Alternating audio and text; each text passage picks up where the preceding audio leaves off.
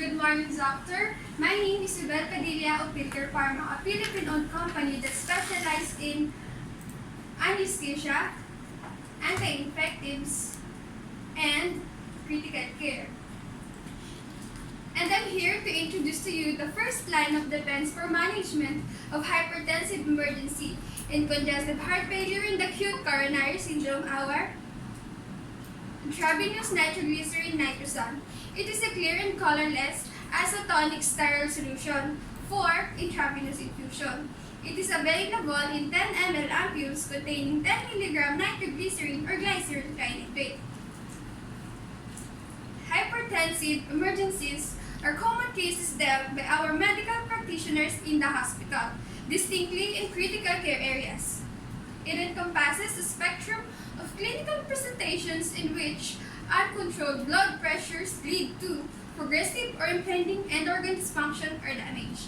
According to Christy Hopkins, MD, MPH, Medical Director, University Healthcare, and a member of American College of Emergency Physicians, the most common clinical presentations of hypertensive emergencies include cerebral infarction with 24.5%, pulmonary edema with 22.5%, and hypertensive encephalopathy with 16.3%, and congestive heart failure with 12%. And other clinical presentations associated with hypertensive emergencies include intracranial hemorrhage, aortic dissection, eclampsia, as well as acute myocardial infarction and retinal and renal involvement. Therefore, having these conditions, BP should be lowered aggressively over minutes to hours, and so Nitrosan is the solution you need. Nitrosan reduces the tone of vascular smooth muscle with more marked effect on venous capacitance vessel. It reduces the venous returns to the heart and lowers elevated feeding pressure. Thus, lowering of feeding pressure reduces left ventricular end and diastolic volume and free load. Nitrosan also causes coronary artery dilatation, thereby improving myocardial blood distribution. To be more specific, its mechanism of action is a synthesis or a combination of nitric oxide and cyclic guanosyl monophosphate, CGMP, which acts as mediator for muscle relaxation. Nitrosan is converted into nitric oxide in smooth muscle and activates guanylyl cyclase, thereby increasing CGMP concentration. So indeed, Nitrosan marked improvement in hemodynamics reduction of left ventricle of elevated feeding pressure, systolic wall tension, and a decrease in the depressed cardiac output. It reduces the imbalance that exists between myocardial oxygen demand and delivery, thereby diminishing myocardial ischemia and controlling ischemia-induced ventricular arrhythmias. Another good attribute of Nitrosan is that it is an ideal partner for hypertensive emergency associated with acute pulmonary edema, congestive heart failure, and myocardial infarction. Because Nitrosan has the properties of an ideal IV hypertensive medication, like it has rapid onset of action with only 1 to 3 minutes, predictable dose response that when you administer it, especially at a higher dose, you will expect immediate response or the effect of medication. It is highly vascular selective, that it causes venous dilation. When given at lower dose and at higher dose, it causes arterial dilation. It maintains stroke volume and cardiac output. It does not display coronary steal, has low risk of adverse reactions to your patient, such as hypotension, making it safe and effective.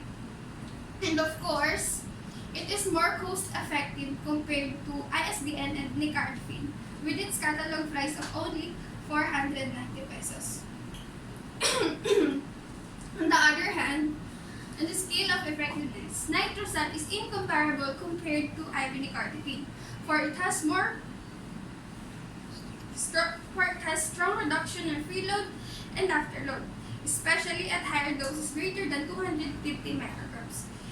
It is proven to be more safe and effective in treating severely hypertensive patients with congestive heart failure and left ventricular dysfunction, for it has more profound effect on systemic vascular resistance and without significant adverse effects.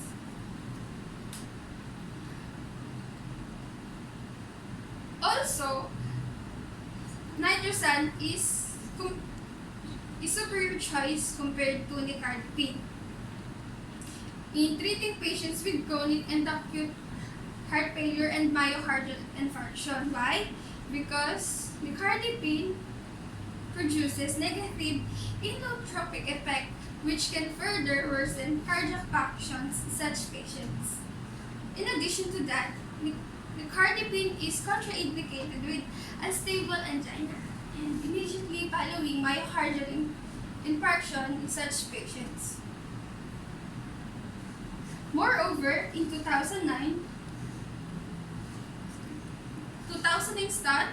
studying the treatment of acute hypertension registry, Nitrosan is widely used in emergency department European region for treatment of acute hypertension, acute coronary syndrome, chest pain, and heart failure or pulmonary edema. It is the most commonly used antihypertensive agents among ICU patients, either monotherapy or in the combination therapy with other IV antihypertensive agents like IV beta blocker. Likewise, in 2009, studying the treatment of acute hypertension registry, Nitrosan was the frontline initial drug of choice. It is used 2 times or more frequently than IV nicardipine, as it really effective in controlling blood pressure. Proudly, in 2014, the American College of Cardiology and American Heart Association guidelines recommended Nitrosan for treatment of acute coronary syndrome, for the treatment of persistent ischemia, and heart failure or hypertension, with a strong class of recommendation with moderate level of evidence or with a scoring of 1B. Similarly, in 2004, the American College of Cardiology and American Heart Association guidelines recommended Nitrosan for management of SC elevation,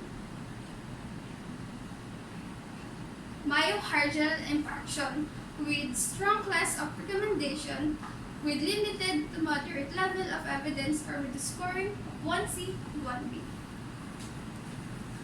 On another note, Nitrosan can be used for patients as antihypertensive agents for patients with preeclampsia. Preeclampsia is a pregnancy complication characterized by high blood pressure and a signs of damage to another organ system, most often the liver and kidneys. It is more common in women with chronic hypertension, with an incidence of approximately 25%. More importantly, many women with preeclampsia have previously been normotensive, so acute BP elevations even to modest levels.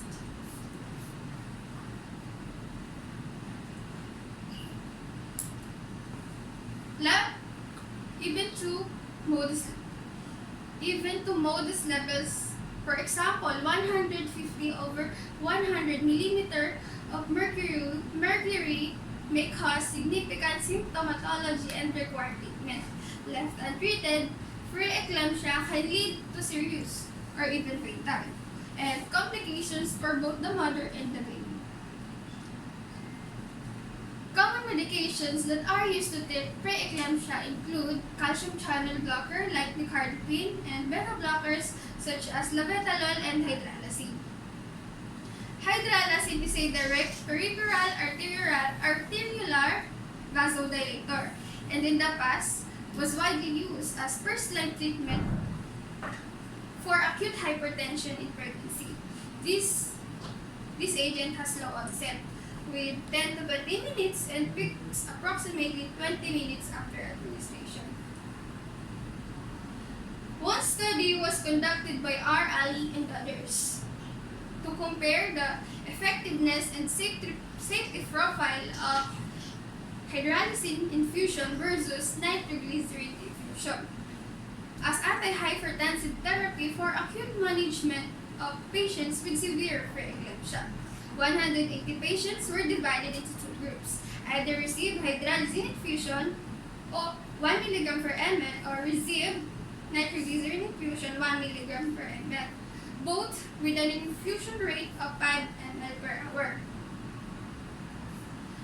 The results of the study showed that the average time to achieve the desired blood pressure with nitroglycerin group was shorter, and in nitroglycerin group showed lesser incidence of tachycardia and hypotension, thus increasing its maternal safety margin.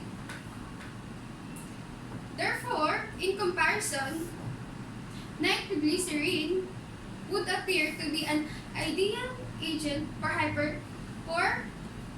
patients with pregnancy-induced hypertension, mainly because of the pharmacokinetics of intravenous nitroglycerin, as well as the effectiveness of nitroglycerin infusion in reducing preload by venous dilation and reducing afterload by arterial vasodilation. Moreover, intravenous nitroglycerin can be used for manual extraction of retained placenta. Retained placenta occurs in 2 to 3% of all vaginal deliveries and is the cause of 6 to 7% of all postpartum hemorrhages. Manual extraction under general anesthesia, despite effects on hemodynamic parameters, has been the traditional management of retained placenta. Terbutaline and magnesium sulfate has been used as uterine muscle relaxants.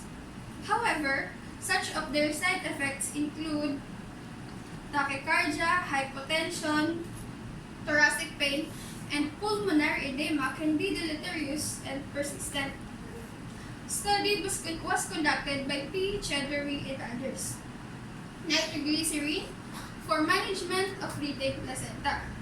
To evaluate safety and efficacy of intravenous nitroglycerin for management of retained placenta and observed its effects on hemodynamic parameters.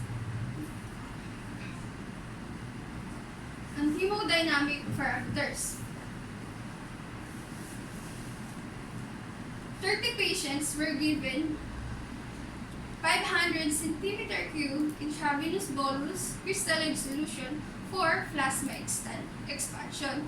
They were started with a dosage of 50 micrograms. If relaxation is not sufficient after 2 minutes of first dose, then they were given 50 micrograms per minute, 50 micrograms every 2 minutes, until a maximum dosage of 200 micrograms has been reached. When the procedure needed more than 200 micrograms nitroglycerin or took more than 10 minutes, then manual extraction was performed under general anesthesia. The results of the study showed that nitroglycerin uterine relaxation did not cause severe bleeding, as there was no significant change in hematocrit measurements before and after intravenous nitroglycerin administration. before and after intravenous nitroglycerin administration. Also,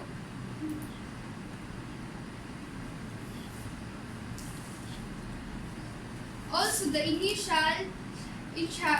initial intravenous of 500 centimeter cube may have compensated for blood pressure decrease as well as the plasma expansion and oxygen application as observed in patients after administration.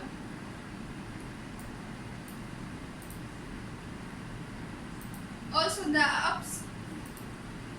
oxygen and oxygen application decrease the vasodilating effect of nitroglycerin.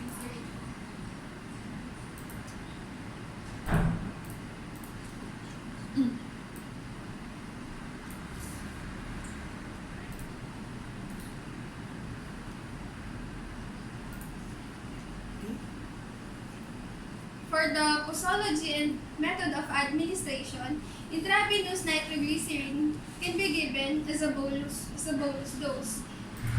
In a tenfold dilution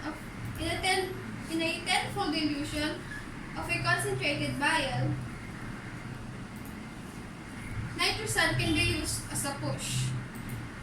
For the concentration of 100 micrograms per ml, you will need 1 milligram of nitroglycerin, which is 1 ml of Nitrosan, then add 9 ml of saline for the total of 10 ml.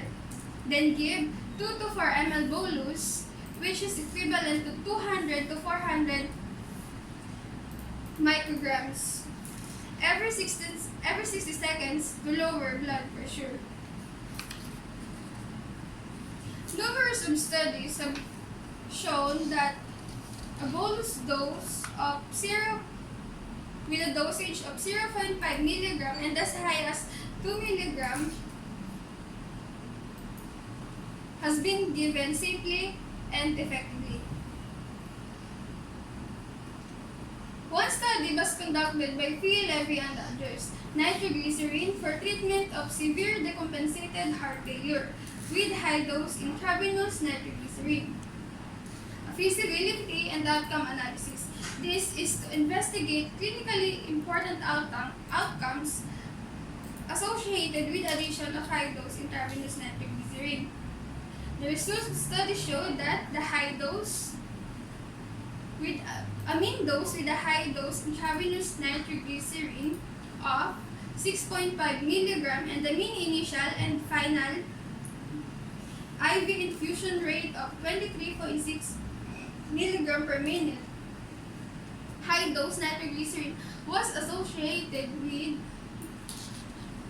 endotracheal intubation, bi-level positive airway pressure, and ICU admissions less frequently expected to occur without high-dose intravenous nitroglycerin. Also, a rapid and profound decrease in blood pressure was observed with the use of high-dose intravenous nitroglycerin without associated increase in adverse events. Moreover, intravenous nitroglycerin is an infusion. By means of microdrip infusion pump or similar device that allows constant infusion rate. The usual dose per adult is 10 micrograms and 200 micrograms per minute, but sometimes as much as 400 micrograms per minute may be needed. While for myocardial ischemia, the starting dose is 15 to 20 micrograms per minute with subsequent increments of 10 to 15 micrograms per minute every 15 to 30 minutes until the required effect is obtained. While for unresponsive congestive heart failure, the recommended starting dose is 20 to 25 micrograms per minute. It may be decreased to 10 micrograms per minute or increased to 20 to 25 micrograms per minute at 30 minutes intervals until the desired effect is achieved. While for unstable angina, the initial dose of 10 micrograms per minute is recommended, with increments of 10 micrograms per minute according to the needs of patients. For elderly, there is no evidence that a posologic adjustment is required. However, for pediatric or for children or pediatric population, its efficacy and safety has not been established yet. Therefore, nitrosan dosing is very flexible as it allows you adjust dosing depends on patient's needs. To conclude, intravenous nitroglycerin nitrosan as antihypertensive agent choice for hypertensive emergencies associated with acute pulmonary edema, congestive heart failure, and myocardial infarction. A frontline initial drug of choice, either monotherapy or combination therapy for treatment of hypertensive emergency.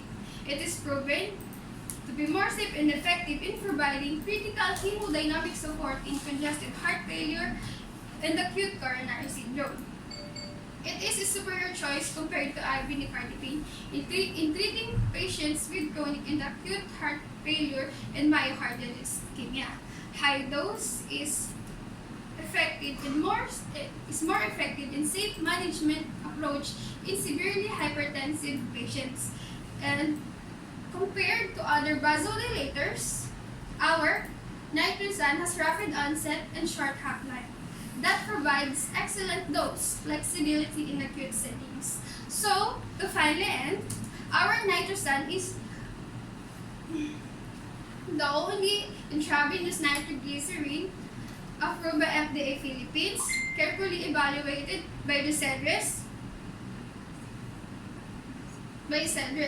a good quality product manufactured by SRS Pharmaceutical, a GMP certified IV drug manufacturer. Our nitrosan is also available in major hospitals and medical training institutions nationwide. Also available in all Mercury Drug Store near you. Once again, I'm Abel Padilla of Pilker Pharma. Thank you for listening and allowing me to introduce to you my product. I hope you consider our intravenous nitroglycerin nitrosan as your partner of choice for treatment of hypertensive emergency. Thank you.